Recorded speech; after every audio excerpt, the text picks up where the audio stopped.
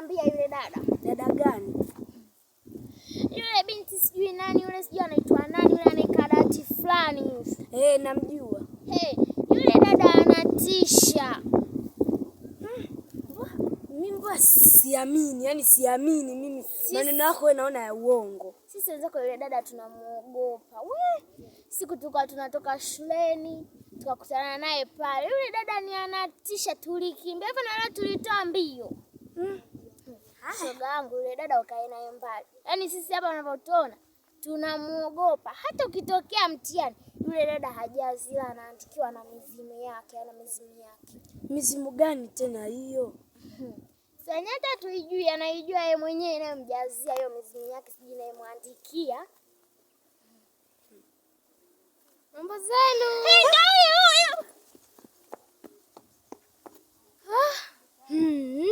Mimi nipoje? Ananiogopa. Na mimi leo naenda kumhadithia bibi. Sipo hivi mbona? Nitafanyaje? Mbona ananiogopa kila siku?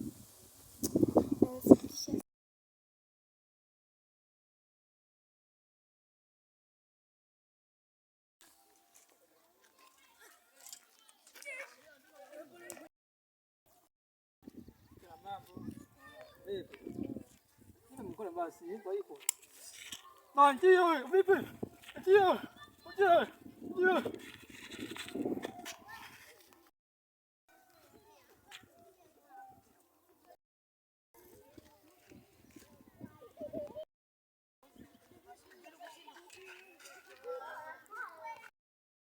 Hapa niko wapi?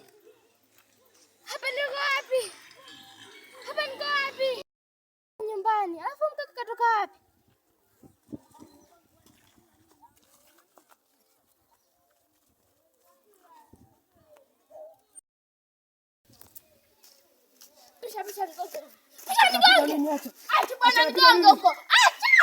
Tulia, anapiga mimi.